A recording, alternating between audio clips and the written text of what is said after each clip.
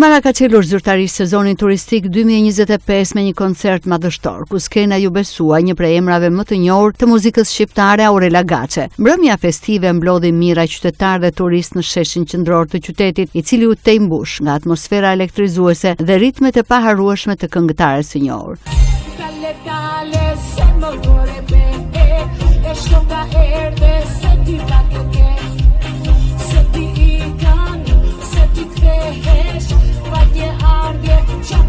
E shoqëruar nga një formacion i plot muzikor dhe një skenografi spektakolare, Aurela Gaçe solli për publikun një repertor me hitet e saj më të dashura, duke ndezur skenën me energjinë dhe zërin karakteristik që ka bërë atë tashmë një ikonë të muzikës shqiptare.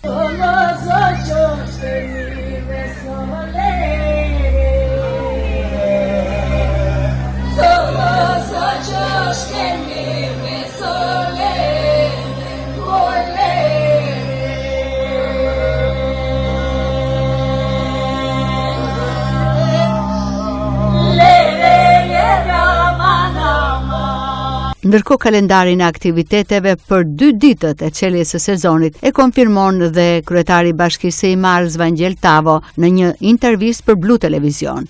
Është çelje e sezonit zyrtarisht, sepse kështu ngeli në terminologjinë e përditshme, çelje sezonit, çelje zyrtare e sezonit, por në fakt sezoni turistik në Himar ka nisur shumë herët, që në fillim të prillit Himara ka qenë e mbushur me vizitor, vendas dhe të huaj. Për këto 2 ditë, për sezonin turistik, pra për çeljen e sezonit turistik, kemi një sër aktivitetesh që fillojnë që në mëngjes në orën 8 dhe mbarojnë natën vonë, mbas mesnate. Një sër aktivitetesh që janë organizuar në det apo dhe në tokë, bashkë me, siç e shikoni, ekspozimin, një panajir të firmave të ndryshme që kanë ekspozuar produktet e tyre.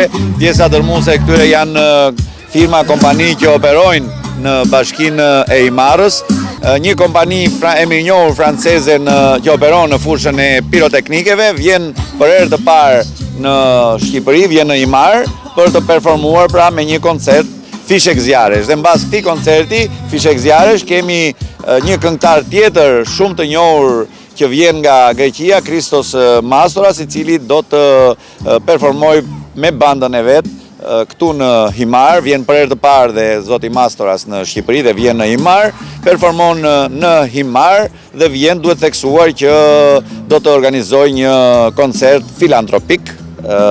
Fondet do të shkojnë për klinikën universitare të pediatrisë në QSUT, në Qendrën Spitalore Universitare Nën Tereza, dhe një pjesa tjetër do të shkojnë për një fondacion Estia në Bashkinë e Dropullit.